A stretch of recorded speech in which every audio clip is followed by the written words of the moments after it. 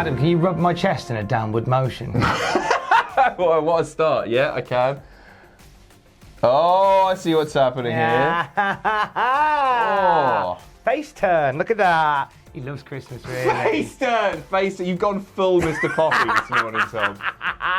Tom and Adam from Cultaholic bringing you the news. A WWE star has been pulled from TLC. We also have an open challenge that's been set for TLC this Sunday. And which WWE superstar has teased their departure from the WWE? Find out soon. Isn't it nice that we now actually have matches for TLC? Right, 6 confirmed, 1 open challenge. We'll get to that in a little bit. It's coming together. Predictions tonight. Oh, look at this. Staying here. If I don't take this home for Christmas, my dad will be very upset. Fighting words. Look at this. Look at this.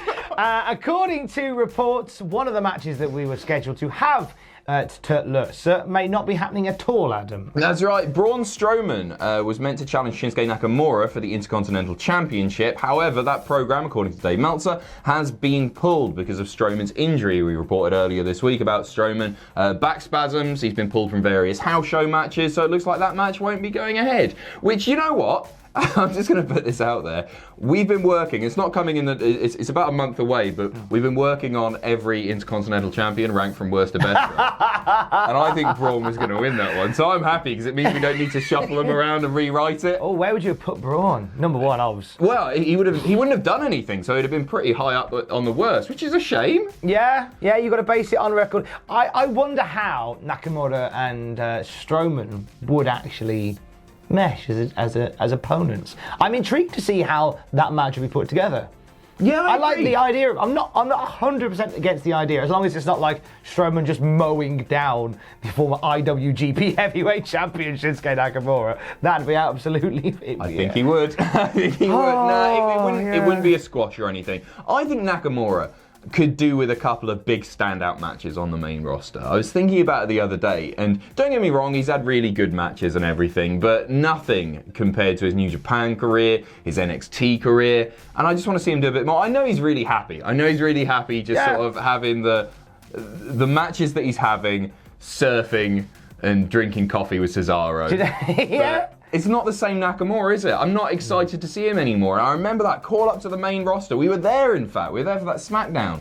And I just, electricity throughout the arena, like goosebumps. And now it's just, it's Nakamura. Yeah, he's one of those guys that feels like a bit of a missed prospect. But you could say that for so many people. Yeah, because you hired so many people. Mm-hmm. Like you're fighting to be seen in a massive pool full of people.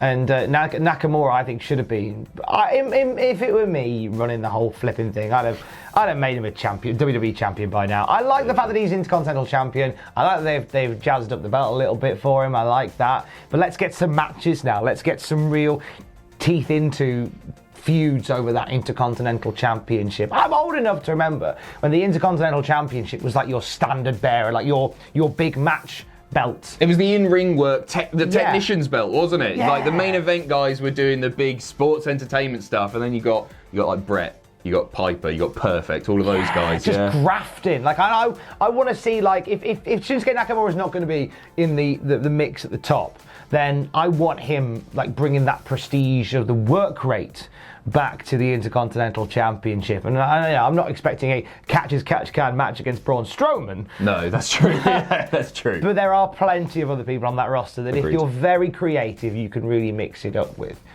Give us Gable.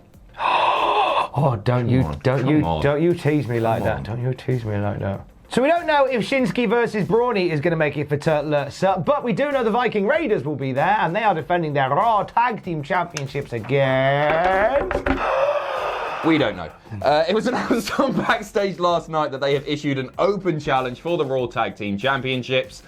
I think there's one team that I think I know the team. I think it's going to be the OC. I think it's going to be Gallows and Anderson because they beat them in Saudi Arabia, and so it makes the most sense. Yeah. I think that's what's going to happen. I think Viking Raiders are going to retain them. Or at the same time, they had a match with the Street Profits this week, but it wasn't especially competitive. It wasn't quite a squash match, but it was a convincing dominant defeat for the Viking Raiders. So I think it's probably going to be one of those two. Who do you think? See, I feel like if you're putting it out there as an open challenge, you're leaving it open to surprises. I feel like if it's just a run-of-the-mill tag team from Raw, it just seems like a bit of a wasted opportunity. You could have just announced, oh, by the way, Viking Raiders versus the OC. That's happening at TLC.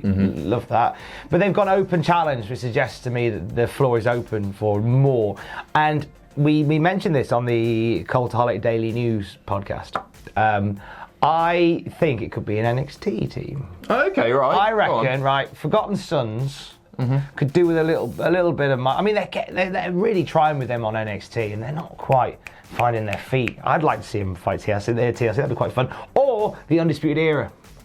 Ooh, that's a big shout, I Thomas. know, That's a big shout. It's a big old punt, considering that Bobby Fish is injured as far as we know. We'll see what happens tonight on NXT. But I like the idea of O'Reilly and Fish accepting the challenge. I like it as well. Hey, come on. They don't have to win, essentially, but I like the idea of them rocking up. You know what? The NXT thing's clever because they've done Survivor Series now, and that had a really big change to the...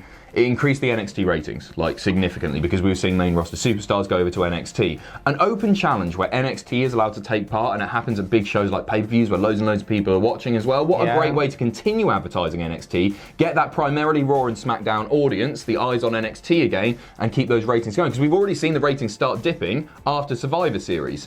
So that makes a lot of sense. But I don't think they're going to do it at TLC. That's the thing. Like, because this show seems to be being treated as not especially important.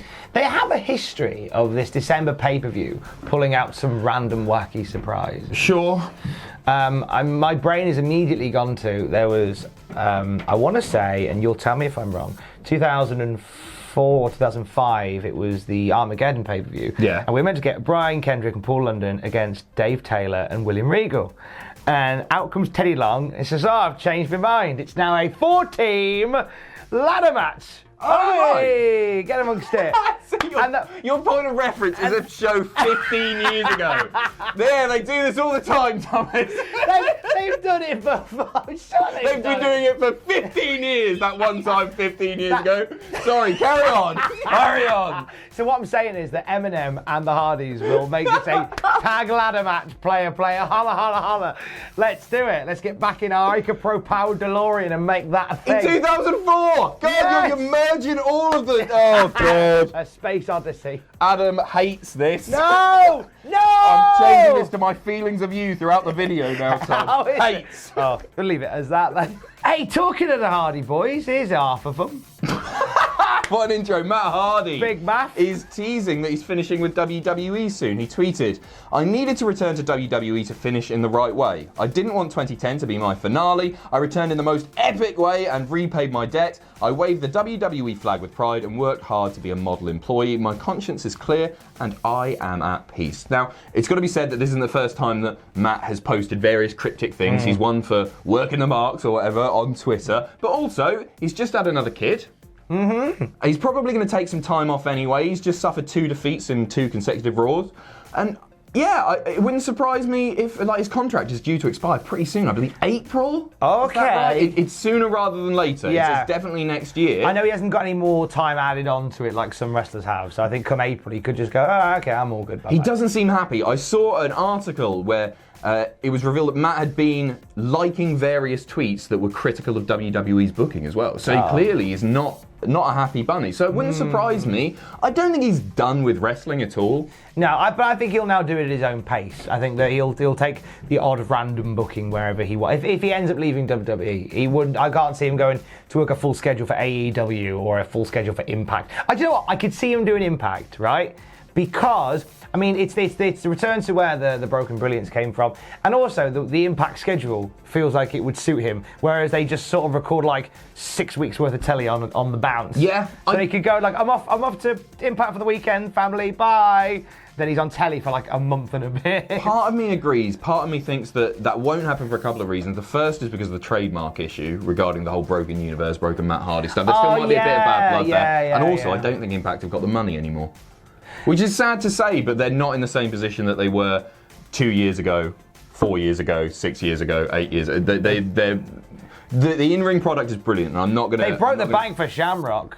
Yeah, right. Yeah. Big Ken's been ace. He was ace last night, actually. There was a great bit with Tessa Blanchard and Ken Shamrock fight OVE. Oh, nice. Okay. Very cool. Fair. Very cool. I don't know. I'd like to see Matt do more. I'd like to see him do something with Jeff one more time, but I want him to win one more title before he goes, just as a thank you. Which belt? IC, I think. Ooh. Or US. It's a From mid-card. Shinsuke Nakamura. Yeah, I wouldn't be that excited about the matches. I want to see, yeah, why not? Why not? Which is how we started the video. Oh, look at that, he's brought it back round. No! No! Hates! Have a bad day and a bad Christmas. This is now harassment in the workplace. Hey, thanks for watching. Don't forget to leave a comment in the comment section down below. You can support us on Patreon by going to patreon.com/Cultaholic. Lastly, don't forget to hit subscribe and join us.